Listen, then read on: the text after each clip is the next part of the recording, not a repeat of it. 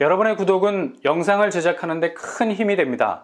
영상을 보시기 전에 구독과 좋아요 꼭 부탁드리겠습니다. 아울러 회원이 되시기를 원하시는 분들은 유튜브 채널 홈피 구독 옆에 있는 가입 버튼을 눌러주시기 바랍니다.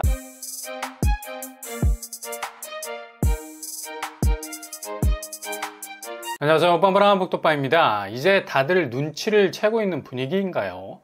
뭔가 9월 들어서 쎄한 느낌이 드는 건 일단 언론 분위기가 많이 달라졌다는 점. 특히 집값 추이에 대한 분석 기사가 대체로 상승 일변도, 거의 떡상을 받은 듯한 집값 밀어올리기 불꽃놀이가 온 사방 모든 매체에서 번쩍거리고 있었는데 이젠 살짝 꼬리를 내리는 분위기죠. 아무리 이렇게 집값 상승 무드를 정말 로맨틱하게 만들어 보려 해도 산통을 다 깨고 있는, 전혀 도움이 되지 못하고 있는 지표들이 그냥 그렇게 콘크리트처럼 쌓아가려던 집값 자체를 종이집으로 만들어버린 거죠. 비가 오니 그냥 다 젖어버리고 뭉개지고 허물어질 수밖에 없는 거야.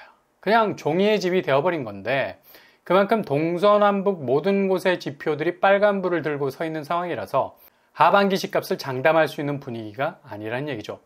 정확한 지표가 정말 벽에 박힌 못처럼 그냥 딱 고정이 되어 있는 거야.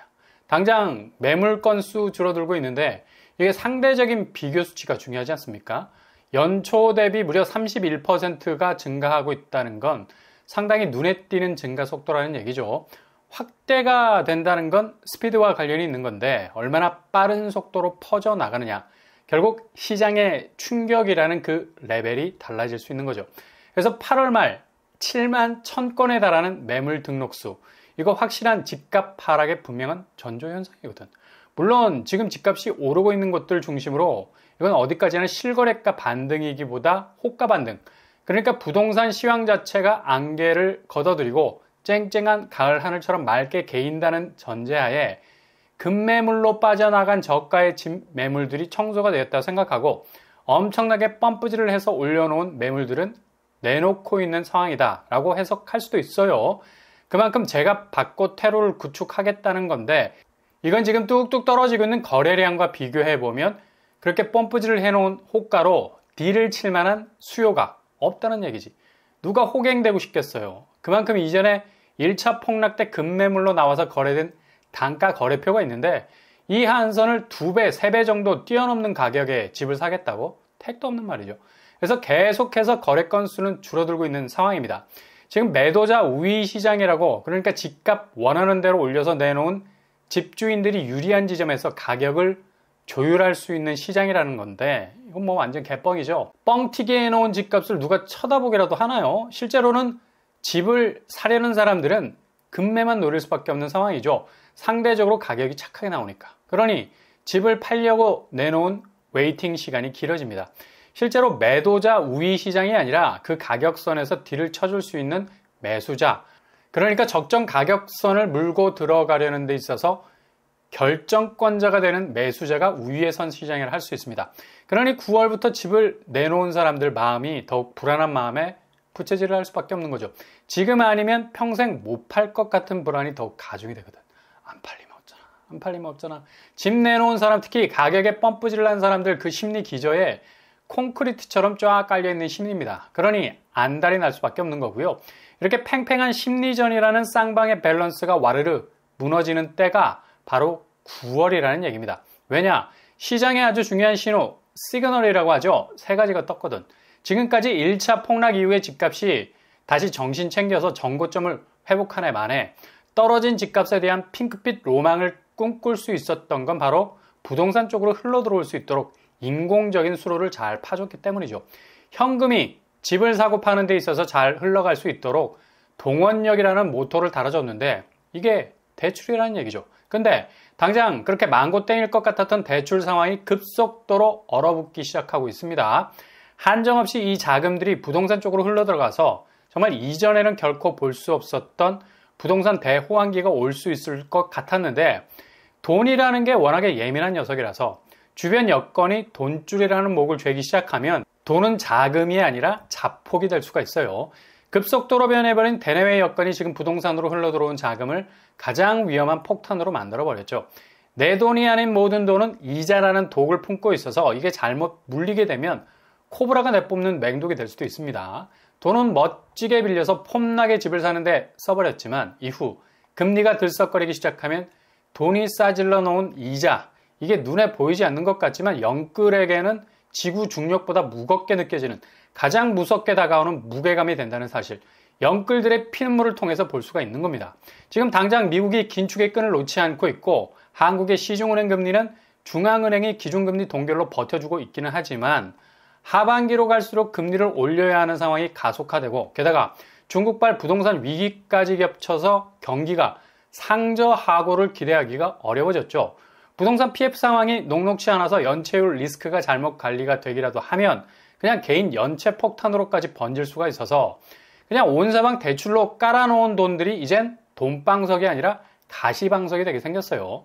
그러니 지금 그렇게 태양이 지지 않는 나라, 대영 제국이 아니라 대출이 끊어지지 않는 부동산, 그 대호황의 꿈이 갑작스럽게 사그라들 수 있는 대출 쪼이기가 본격 시동을 걸기 시작했다는 겁니다. 이 신호만 봐도 하반기 집값 추세가 거의 일방적으로 얻어 터질 분위기에 딱 들어와 있다는 걸 보여주고 있죠. 지금 세 가지 대출문을 막는 신호로 50년 주담대, 거의 공존의 히트를 기록하지 않았습니까? 2조 원 넘게 급증을 했는데 이게 히트가 아니라 폭망이 될 수도 있겠다는 위기감이 온 겁니다.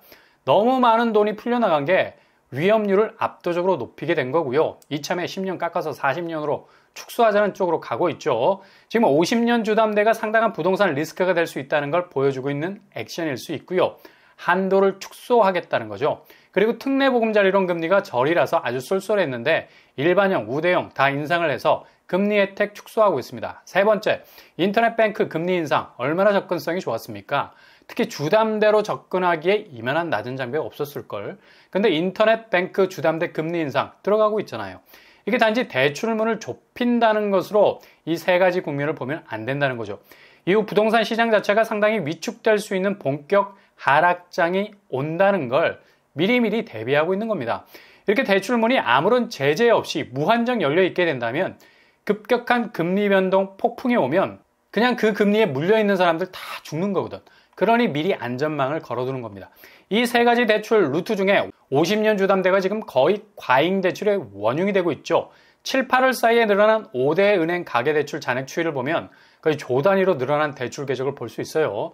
화들짝 놀랄 수밖에 없어서 50년 만기 주담대를 좀 전에 말씀드린 것처럼 40년으로 축소하자는 방안이 논의가 되고 있는데 이거 은행이 얼마나 자기들 수익률 제고하면서까지 협조할지 지켜봐야 할 대목이고요.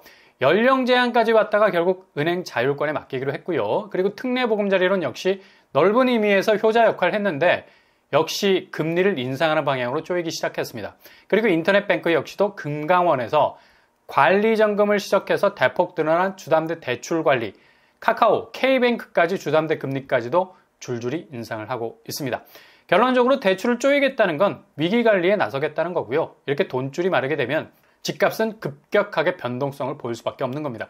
결국 9월 매물 시장에서 버티기로 일관했던 가격대가 뚝이 터지듯이 신저가를 찍는 가격 태그가 붙게 될 가능성 아주 높습니다. 이런 분위기를 설설 보여주는 실거래가들 분명히 체감이 되는 거죠. 음마아파트 고점 26억 대비 22억에 거래가 됐고요. 계속 하락 추세. 압구정 현대 3차 30평대 고점 42억 대비 35억의 시세. 낙폭이 큰 편입니다. 직전 대비도 하락하고 있고요. 삼성 힐스테이트 2차 고점 29억 대비 24억으로 내려와 있네요. 역시 하락 추세. 목동 신시가지 1단지 고점 21억 대비 17억의 거래. 직전 대비도 하락 추세. 약수 하이츠 고점 11억 대비 7억 거래까지 내려와 있습니다. 10억 이하입니다. 노도강으로 가보면 상계주공 16단지 고점 7억 대비 4억 9천까지 내려와 있네요. 여기는 그냥 박스권 안에 갇혀 있습니다. 도봉구 쌍용 고점 8억 대비 5억 선 20평대가 강세였고 갭 투자도 많았었는데 확실히 빠지고 있어요. 강북구 번동 1단지 고점 7억 대비 4억 6천 선에 거래가 됐습니다. 이렇게 노도강이 상당한 약세로 돌아설 조짐을 보이고 있죠. 세 가지 중요한 신호가 나온 거 이거 굉장히 중요한 포인트입니다. 하반기 정말 주식시장 방불케 하는 변곡점이 우리 눈앞에 펼쳐지게 될 가능성 아주 높겠습니다.